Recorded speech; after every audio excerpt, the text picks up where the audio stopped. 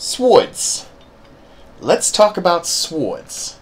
Marriage. Marriage is what brings us together today. Was that... Are you surprised at my Princess Bride priest impression?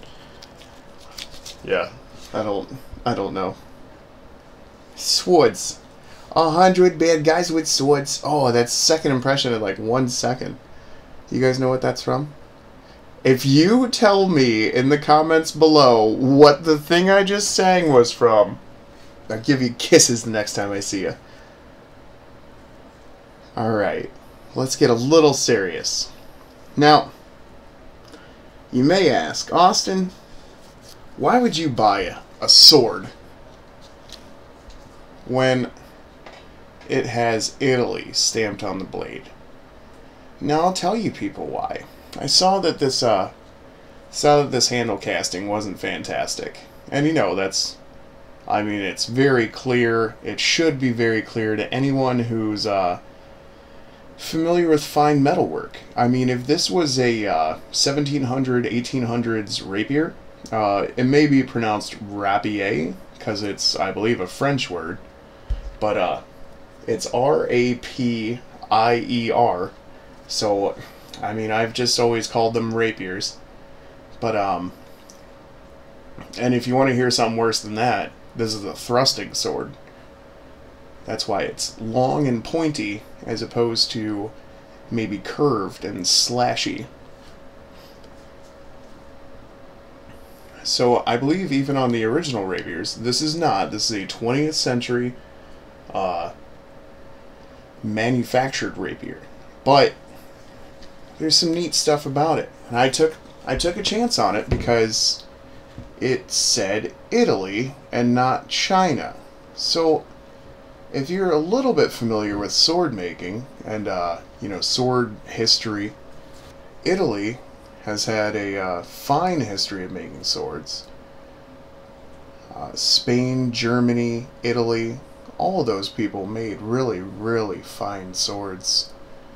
Now, knowing that in the early 20th century to the mid-20th century, some things were still, made by hand or produced to the quality that the original items were. Maybe not quite, but they did try hard on some things. So I saw that this looked kind of like a wall hanger, but I also saw there was some rust on the blade. Now, if we know a thing or two about steel, we know that stainless steel doesn't rust like this, obviously. Let me try and make it focus again, I'm sorry. So stainless steel doesn't rust like that. I mean, it has potential to get like stains and spots and, any metal you eventually eat away. I mean, if you bury it and stuff. I don't know how a stainless steel fork would look if you buried it, but so what this should be, just from seeing the blade corrosion, is carbon steel. Now, carbon steel can still be inappropriate for swords. They could have easily tempered it wrong or anything. But if we can do a little test, and that should tell us whether or not we've got a real sword. I can't back you up quite enough. Hold on. 1 second. I'm going to go the other way with this. I'm going to move this light a little bit. Okay, so look at that. I mean, this blade, hold on. That's it bending right there, and then springing back to its original position. So what we have here is a carbon steel, spring tempered, rapier blade. And I believe it's at the very least a legitimate practice weapon. I don't think it's just a display weapon. I think it was a little more finely made than that. I mean, I'm not just saying I think it was. It definitely was. This is produced better and more like a real sword than was necessary to just hang on a wall.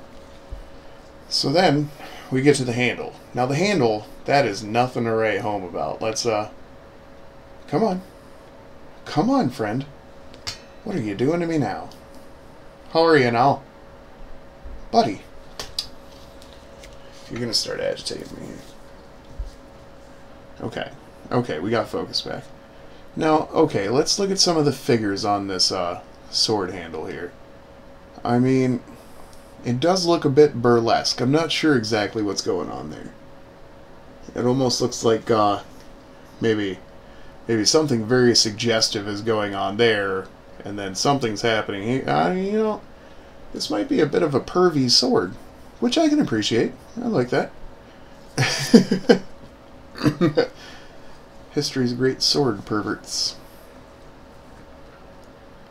Yeah, there's still something, I don't know what's going on there, but I mean, you see their faces have no detail. I mean, it's all just kind of modeled, isn't it? M-O-T-T-L-E-D, not modeled.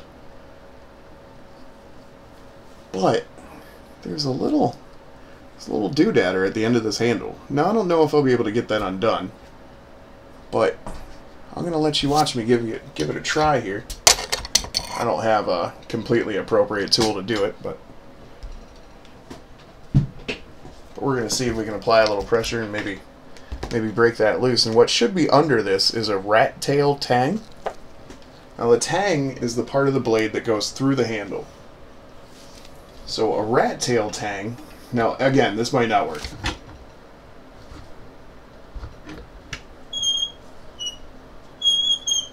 Then again, I am a mechanic.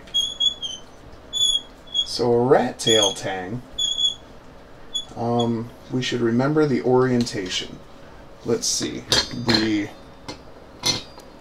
side of the blade that says Italy is the side of the blade that has the handguard bigger portion on it. So we'll remember that. So we're not putting it back in upside down or anything silly. So what I expect to find is a thin piece of metal with a threaded dealy bob on the end. And would you look at that?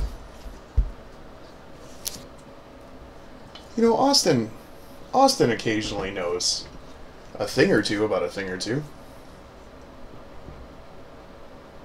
And that is what's referred to as a rat-tailed tang. But that's not necessarily a bad thing. I mean, that's sword construction 101. That's been happening a long time. It doesn't necessarily mean anything bad. Oh my goodness. Just the table, I promise. We're cool. No shatters tonight. So that's pretty neat. And that's the first time I've ever taken apart a sword. And you guys were here to watch it happen. So yeah, there's the Made in Italy blade. And like I said, carbon steel. Somebody worked it by hand. Somebody filed that. You can see file marks in the steel of the handle there. So yeah, somebody actually worked on this by hand. It's not just, you know, cast in a machine and thrown in a handle. It'd be kind of neat to get a neater handle for this sword, actually. But I paid $66 for this bad boy, and I'm going to tell you right now, it was well worth at least that. We can just reassemble this very easily. Note the big handguard with the Italy facing us, okay? And then we can just put his little nut back in the hollow there.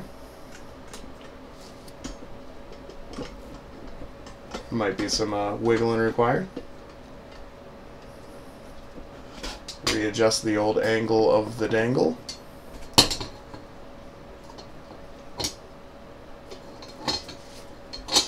I swear this is going to work. We're okay. Just gotta make sure we don't cross-thread it. I'm sure you do not want to cross-thread your sword rat tail.